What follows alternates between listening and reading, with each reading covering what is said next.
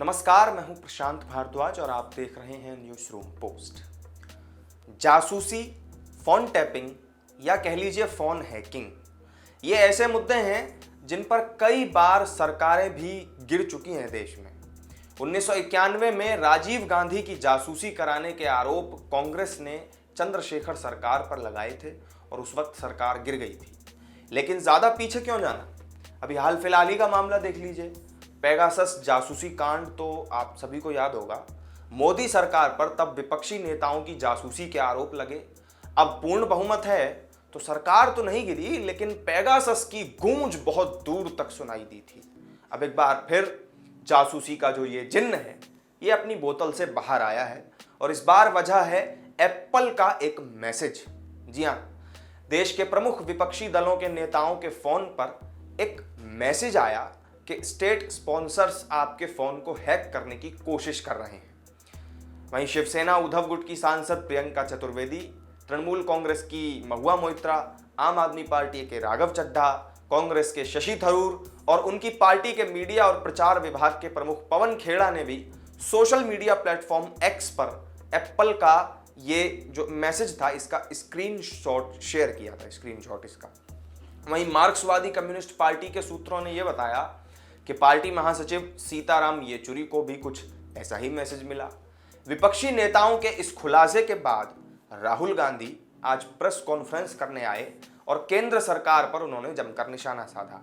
उन्होंने आरोप लगाया कि केवल एक आदमी को बचाने के लिए यह सारा खेल हो रहा है, लेकिन हम झुकने वाले नहीं हैं। राहुल ने आरोप लगाया कि मेरे ऑफिस में सबको एप्पल का यह मैसेज मिला है, ये सारे के सारे किसी न किसी तरीके से अडानी मामले में शामिल है।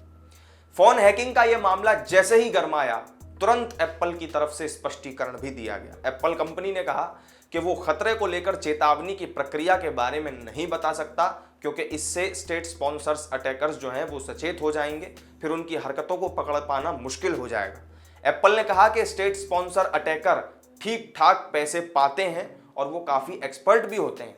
संभव है कि एप्पल की सूचनाएं गलत अलार्म हो।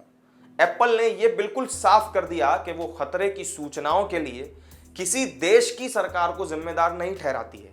अब यहां पर आप इस बात पर ध्यान दीजिएगा, जो बात एप्पल ने कही है कि वो किसी सरकार को इसके लिए जिम्मेदार नहीं ठहराती। यह संभव है कि खतरे की कुछ सूचनाएं फॉल्स अलार्म हो सकती हैं या कुछ हमलों का पता नहीं चल पाता। हम इस बारे में जानकारी देने में असमर्थ हैं कि किस कारण से हमें खतरे की सूचनाएं जारी करनी पड़ रही हैं।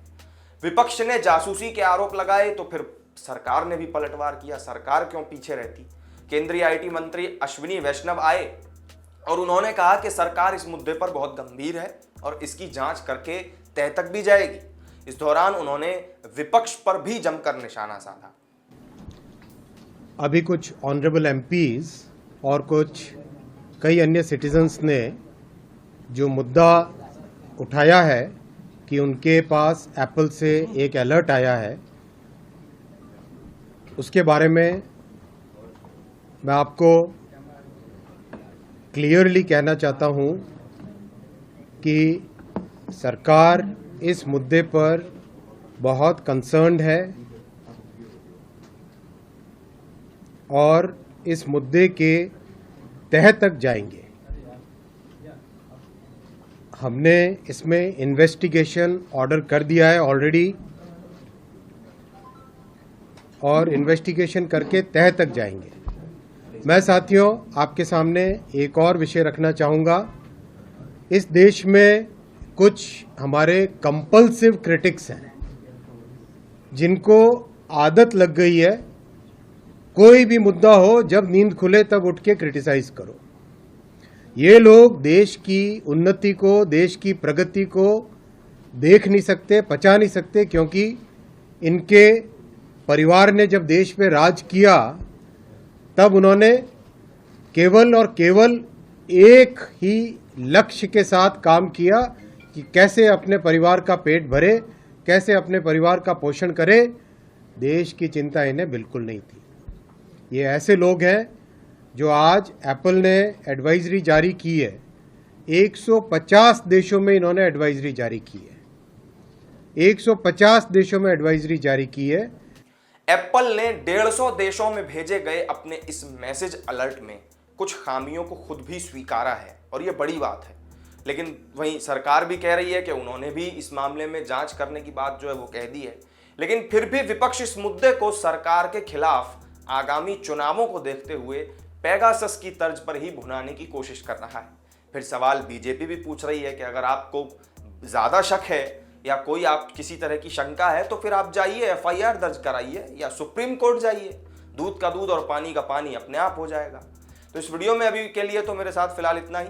विपक्ष के फोन हैकिंग वाले आरोपों में कितना दम है और क्या इसे चुनावी मुद्दा बना करके विपक्ष को आगे कुछ फायदा हो पाएगा, आपको क्या लगता है कमेंट करके हमें जरूर बताएं।